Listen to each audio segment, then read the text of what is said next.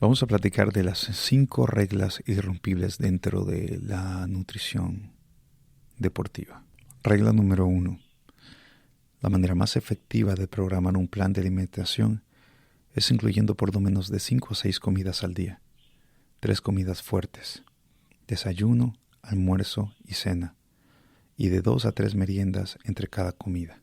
Esto ayudará a controlar los niveles de azúcar en la sangre y así controlar la secreción de insulina por parte del páncreas. También ayudará a que el plan sea más sostenible, pues los niveles de energía en la persona se mantendrán más estables. Cuando le ofrecemos un consumo calórico constante al cuerpo, este no se ve en la necesidad de almacenar grasa corporal. Por el contrario, cuando se restringe demasiado el consumo de alimentos a lo largo del día, tu cuerpo puede entrar en un estado de necesidad de acumulación de grasa, pues no sabe cuánto tiempo va a durar esa etapa de hambruna. Claro está que esa distribución de alimentos tiene que concordar con el número de calorías que la persona requiere de acuerdo a sus objetivos, ya sea que está dentro de un déficit calórico para disminuir la grasa corporal o que esté en una dieta hipercalórica y dentro de un proceso de aumento de peso magro. Esta regla se puede romper si tenemos un cliente al que le vamos a asignar la utilidad de un ayuno intermitente, por ejemplo, o algún tipo de dieta que disminuya grandemente o excluya algún tipo de macronutriente, cosa que es poco recomendable, pero existen situaciones en las que se puede aplicar, tal es el caso de la dieta cetogénica. Pero esto lo vamos a ver más adelante con lujo de detalles. Regla número 2. Al estructurar un plan de alimentación, tenemos que asegurarnos que incluimos los 3 macronutrientes. Los 3 son importantes. Necesitamos la energía proveniente de los carbohidratos. Necesitamos la reparación que nos proporciona el consumo de aminoácidos provenientes de la proteína. Y necesitamos el consumo de grasas especialmente buenas para poder mantener un ambiente hormonal óptimo y asegurarnos que obtenemos una absorción eficiente de los micronutrientes, considerando siempre que la cantidad de cada macronutriente va a depender del nivel de la persona, objetivos e incluso composición de cuerpo actual, entre muchos factores más. Pasamos a la regla número 3. Estructura los planes de alimentación de acuerdo al nivel de actividad de tus clientes. Una persona que entrena pesado y prolongado necesita más ingesta de carbohidratos y más ingesta de proteínas que una persona que tiene un entrenamiento leve y corto. En los días de entrenamiento es cuando se tiene que controlar aún más el consumo de carbohidratos en aquellas personas que están buscando una disminución de grasa corporal. Y en las personas que están en aumento de igual manera, se tiene que restringir un porcentaje de esos carbohidratos en los días de no entrenamiento. Mientras mantenemos la misma cantidad de proteínas, pues esta es esencial para la reparación. Y ya sabemos que la reparación se da en los 3 días después del día de entrenamiento. Por lo tanto, es sumamente importante mantener ese consumo de proteínas elevado, sea que estemos entrenando ese día o sea que no. Regla número 4. Definitivamente, si lo que queremos es una reducción de grasa corporal, el cuerpo tiene que estar en un estado energético negativo, es decir, en un déficit calórico o como también se conoce dentro de una dieta hipocalórica. No hay otra manera de disminuir la grasa corporal sin respetar esta regla. Necesitamos consumir menos calorías de las que nuestro cuerpo quiere o requiere para su mantenimiento diario. Por otro lado, si lo que queremos es aumentar el peso magro, es sumamente necesario e indiscutible el hecho de que debemos mantener en un positivo energético a esa persona que quiere aumentar ese peso magro, es decir, un surplus calórico, o como también se conoce una dieta hipercalórica, que es consumir más calorías por encima de nuestro consumo diario requerido, de nuestra tasa metabólica basal. Si no hacemos esto, no vamos a tener un aumento en el músculo. Y aquí es donde viene la pregunta que muchas personas se han hecho a lo largo de décadas. ¿Es posible aumentar el músculo mientras se disminuye la grasa corporal? Realmente es imposible, porque son 2 procesos totalmente diferentes. En uno se come menos, en el otro se tiene que comer más. Sin embargo, existen algunos casos en los que se podría lograr una composición corporal, disminuir la grasa mientras se aumenta el peso magro. Pero esto sería de forma leve y de forma breve. Y se podría tal vez dar en aquellas personas que nunca han entrenado y que tienen una tremenda respuesta fisiológica, o mejor dicho, una buena disposición para una recomposición corporal. Eso es lo que normalmente se conoce como Newbie Gains o las ganancias de principiante. Regla número 5.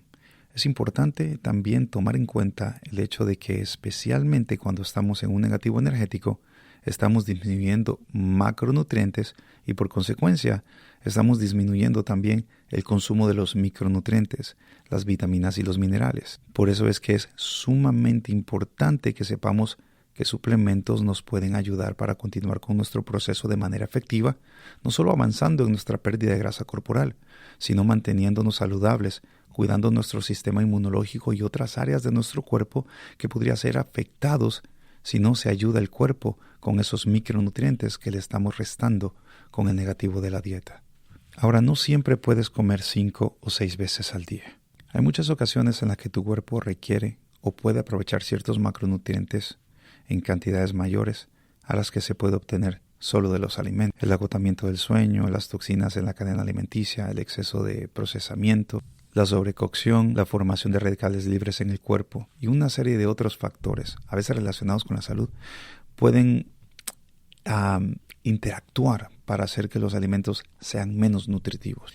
Ahora, los periodos de entrenamiento de alta intensidad requieren una mayor ingesta de muchos nutrientes, sin un aumento proporcional en la necesidad de calorías. Los periodos de entrenamiento de alta intensidad crean una situación en la que se puede obtener diversos beneficios de sustancias que normalmente no se encuentran en los alimentos o que no se sintetizan en el cuerpo en cantidades suficientes, pero que se pueden obtener fácilmente de fuentes botánicas. El ingenio humano nos ha permitido mejorar el trabajo original de la madre naturaleza en muchos ámbitos de la vida. Uno de esos ámbitos es la industria de los suplementos nutricionales. Existen excelentes suplementos para entrenamiento deportivo o entrenamiento de fitness que no están disponibles en la naturaleza. Pero recuerda, siempre consulta a tu médico antes y durante un proceso de suplementación si tienes alguna condición física que te podría impedir o que podría verse afectada por el consumo de algunos suplementos, tal fuera el caso de la cafeína. Algunos suplementos como los quemadores de grasa y los preentrenamientos contienen cafeína. Entonces, si tu caso es que existe un tipo de sensibilidad a la cafeína, sería consultar a tu médico que te diga cuál sería la cantidad que podrías tolerar de cafeína o simplemente no utilizarla, pero no tomar cartas en el asunto por sí solo porque podría ser contraproducente. Nosotros como entrenadores tenemos que saber también el historial médico de nuestros clientes y asegurarnos que nos dicen la verdad, que no ocultan absolutamente nada. No vaya a ser que les incluyamos un suplemento que en vez de ayudarlos termine lastimándolos. También es importante mantener a la mano una lista de los suplementos que sabemos que son dañinos para nuestro organismo y que deben de ser eliminados de la dieta de cualquier ser humano, no importa si está en aumento o en pérdida de peso. Hay alimentos que simplemente no tienen ningún aporte o valor en cuestión de nutrición. Tal es el caso de productos como las gaseosas, productos sobreprocesados. Otra cosa es que se necesita un consumo por lo menos de 8 a 10 vasos de agua al día. Esto sería óptimo para una persona que entrena. Es importante mantener la hidratación, no esperar hasta que nuestro cuerpo sienta sed. Para cuando esto pasa, ya es una señal de que estamos deshidratados. Necesitamos tener un control constante en el consumo de agua y asegurarnos de enfatizar en nuestros clientes que el único líquido que se puede consumir en un proceso de transformación corporal es el agua. No existe ningún otro líquido que nos dé un aporte de hidratación a un valor de 0 calorías. Recuerda aplicar esta regla en tus clientes. Las calorías se comen, no se toman, lo que significa que no vamos a permitir el consumo de ninguna bebida que contenga calorías. Bebidas como el café o el té son permitidos, pero otras bebidas que, aunque nos quieran engañar con sus falsas promociones de que son 0 azúcar, tienen otros endulzantes que son iguales o peor de dañinos que la misma fructosa.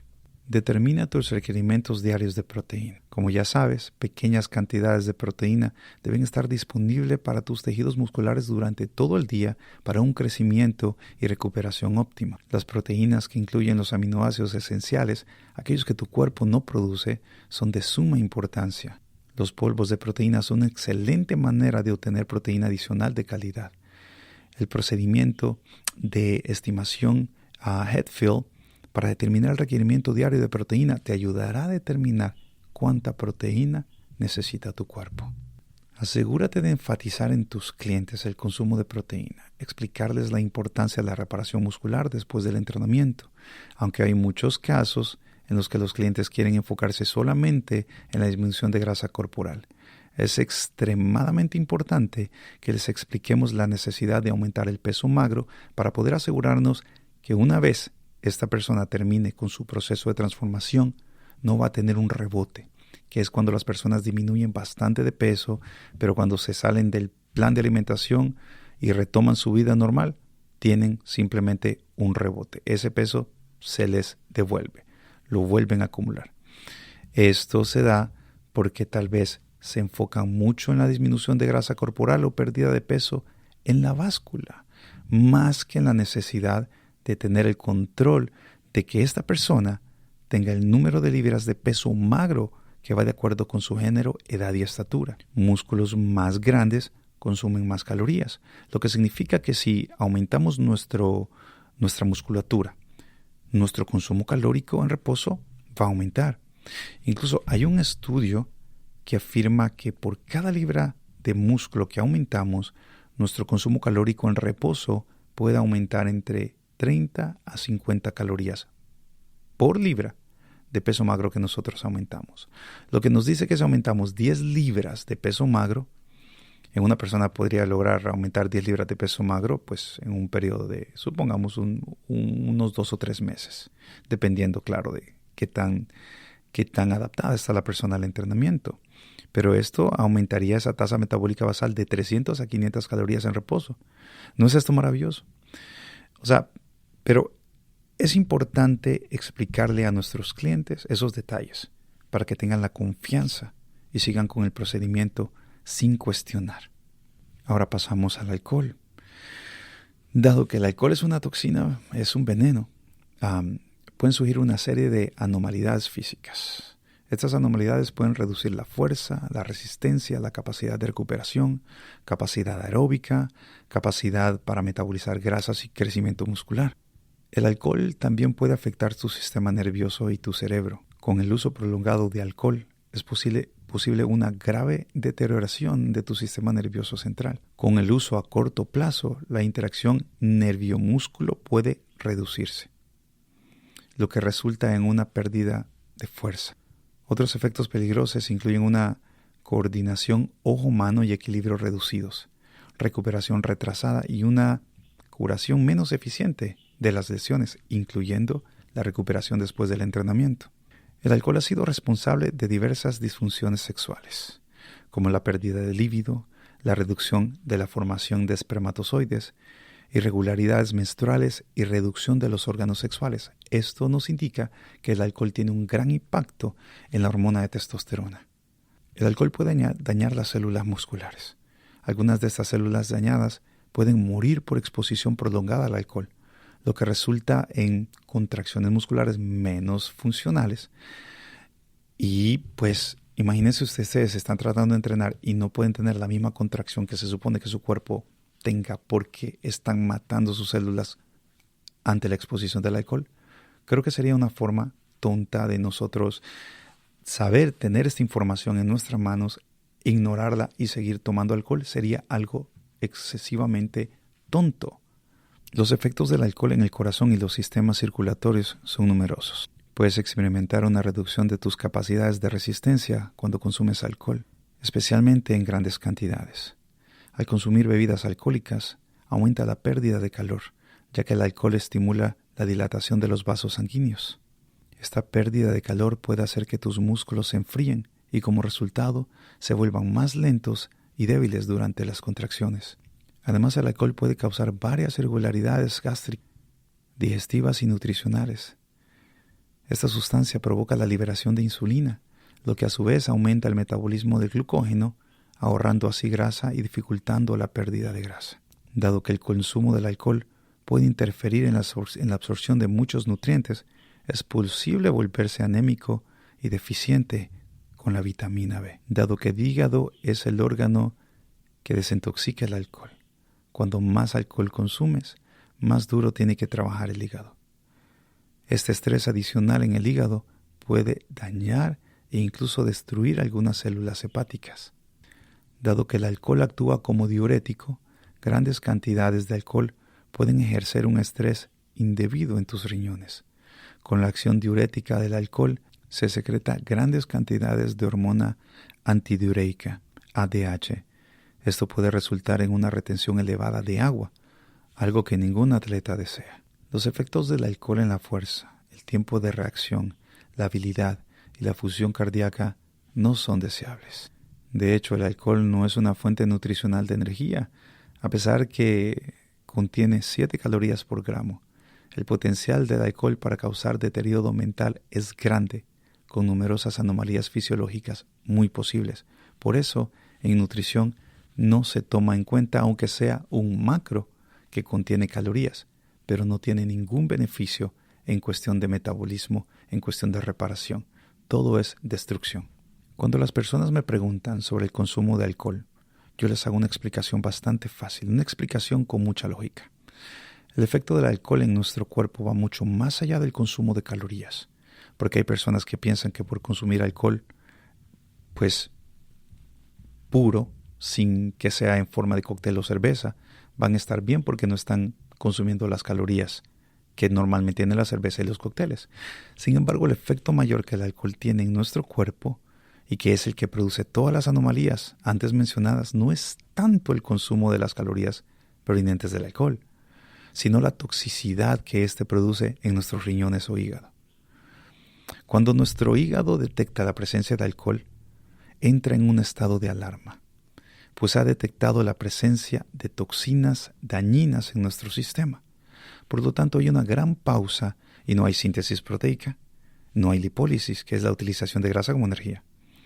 Pues se vuelve más importante el desintoxicar el cuerpo de la presencia del alcohol, que es la construcción molecular. Es más importante el desintoxicar que el seguir construyendo o el seguir catabolizando la grasa y utilizando la grasa. Eso es el mayor problema que nos produce el alcohol. Ahora hablamos de la nicotina. La nicotina es una sustancia adictiva. Está presente en los productos de tabaco como los cigarrillos, el tabaco de mascar, etc. Su consumo tiene efectos dañinos en la salud de los atletas y puede afectar negativamente su rendimiento físico. Por ejemplo, puede provocar una disminución de la capacidad pulmonar. La nicotina afecta a los pulmones y reduce la capacidad pulmonar, lo que puede limitar la cantidad de oxígeno que los atletas pueden tomar durante el ejercicio. Esto puede resultar en una menor resistencia y un mayor cansancio durante el entrenamiento o la competencia. También produce una reducción de resistencia cardiovascular. La nicotina estrecha los vasos sanguíneos y aumenta la presión arterial, lo que puede dificultar el flujo sanguíneo y la entrega de oxígeno a los músculos. Como resultado, los atletas pueden experimentar una disminución en su resistencia cardiovascular y un mayor esfuerzo durante el entrenamiento. También puede producir la nicotina retraso en la recuperación muscular. La nicotina puede interferir con el proceso de recuperación muscular después del ejercicio, con la etapa anabólica. Puede afectar la síntesis de proteína y la recuperación de tejidos, lo que puede prolongar el tiempo de recuperación y aumentar el riesgo de lesiones. Y esa es otra cosa, que la nicotina produce un mayor riesgo a lesiones. Fumar aumenta el riesgo de lesiones en los atletas. La nicotina debilita los huesos y los tejidos conectivos, lo que puede hacer que los atletas sean más propensos a sufrir fracturas óseas y desgarros musculares. Y por último, afecta porque provoca una disminución del rendimiento deportivo en general. El consumo de nicotina puede afectar negativamente al rendimiento deportivo de los atletas. Puede disminuir la fuerza, la velocidad, la coordinación y la precisión, lo que puede afectar el desempeño en diferentes disciplinas deportivas.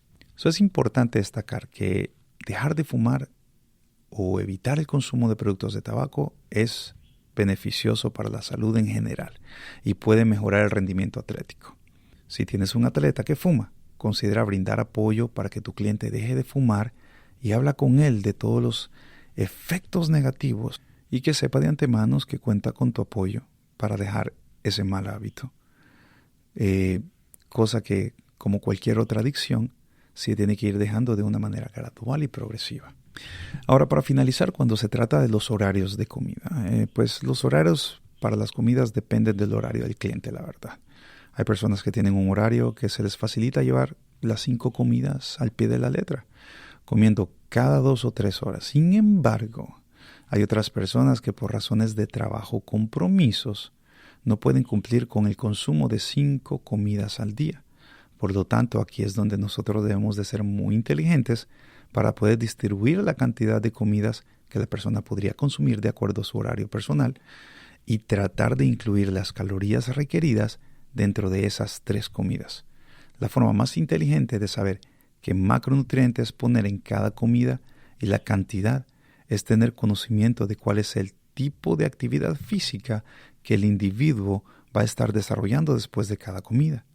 Porque es en base a la necesidad energética que las personas van a tener, en base al consumo energético que las personas van a tener después de haber comido, lo que va a determinar la cantidad de calorías, nutrientes y demás. Lo que la persona consuma tiene que ser basado en el nivel de actividad física que ésta va a estar desarrollando en las siguientes 3 horas, después de haber consumido sus alimentos. Por ejemplo, un requerimiento calórico podría ser de 3.000 calorías dividido en 5 comidas. Puedes calcular que necesitarían 600 calorías en cada comida. Pero dado que cada periodo de 3 horas no es idéntico en gasto energético, debes actuar en consecuencia. Cuando te despiertes, pregúntate, ¿qué harás durante las próximas 3 horas? Si vas a conducir al trabajo, leer el periódico y tener una reunión informal, pues tu gasto calórico sería mínimo. Las calorías que consumes en el desayuno también deben ser mínimas, digamos 400 a 500 calorías. Utilizando esto como ejemplo, claro. Después de ese periodo de 3 horas, debes hacerte la misma pregunta y evaluar tu gasto calórico.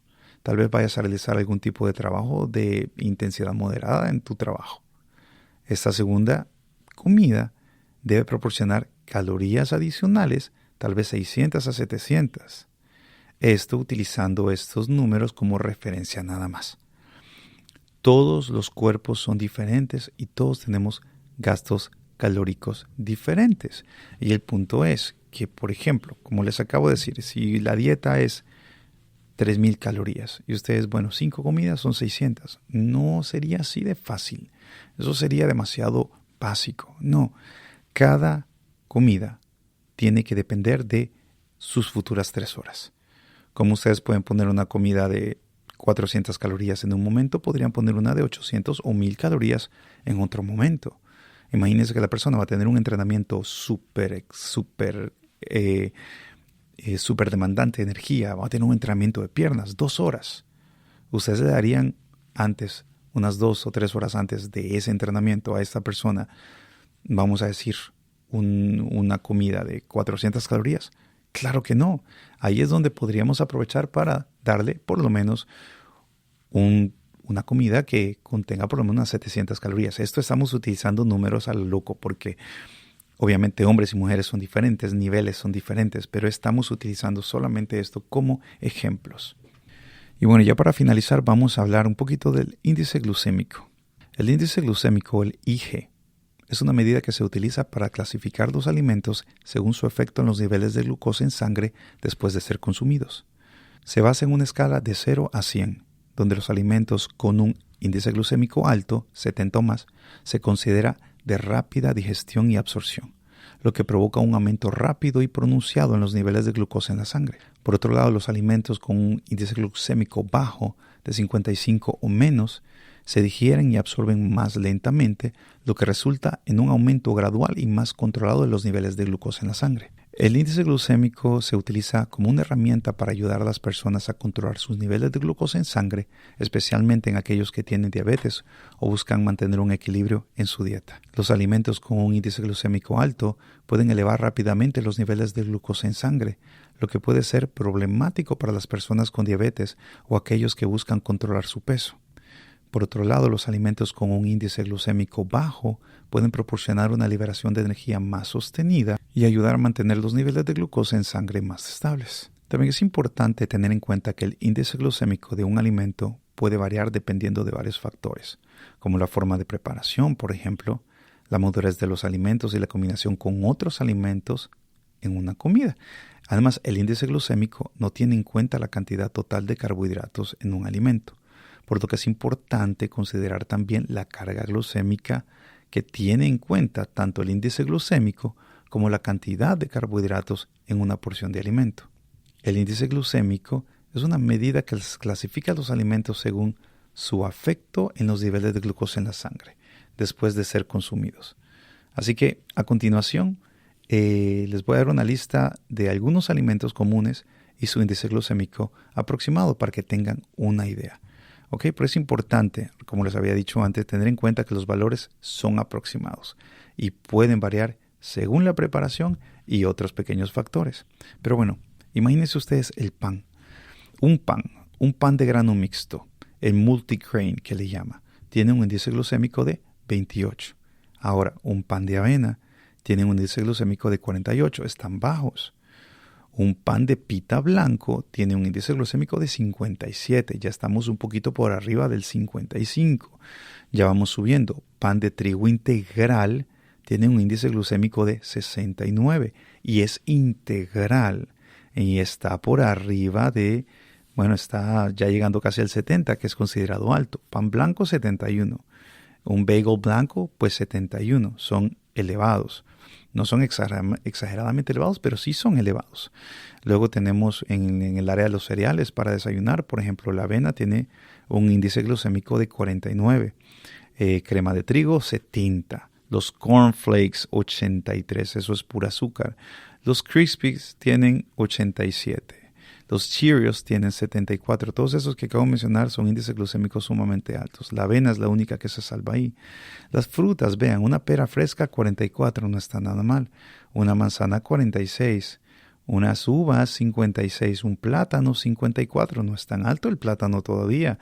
Las pasas están en 64 y la sandía, que todos pensamos que es solamente agua, tiene un índice glucémico de 72. Y otros pequeños snacks como el maní, un índice glucémico de 15, las palomitas de maíz 55, un pretzel 81. Ahora, unos dátiles. No sé si ustedes conocen los dátiles. La gente de Honduras sabe lo que son los dátiles, probablemente la gente de Guatemala, Nicaragua, El Salvador, Centroamérica, creo que saben lo que son los dátiles. Son unas bananitas pequeñitas, gorditas. Esos tienen un índice glucémico de 103. Más que la misma glucosa. O sea, ¿cómo puede ser eso posible? Ahora otros azúcares como la fructosa, 22, la miel, 58, sacarosa, 64, maltodextrina, 105 y maltosa, 105. Y algunos granos como el arroz instantáneo, si le ponen un minuto, oiga bien, en el arroz instantáneo, algunos productos del arroz bastante cambia el índice glucémico de acuerdo a su preparación. Si ustedes hacen arroz instantáneo y le ponen un minuto, ese índice glucémico va a ser de 46. Pero si ese arroz usted le ponen 6 minutos, lo super cocinan, se abre tanto que el índice glucémico se eleva hasta 90. Maíz dulce 55, arroz integral 55 y el arroz blanco 55 también. Ahora, en cuestión de legumbres tenemos los frijoles rojos con 29, lentejas con 25, frijol pinto con 39, frijol pinto enlatado con 52 y algunos vegetales como la zanahoria tiene 54, esto la zanahoria ya cocinada, la papa 39, la remolacha 64, el puré de papa 70 obviamente ya ha sido procesado, ¿no? Y una papa al horno tiene un índice glucémico de 85, son bastante cargados de verdad.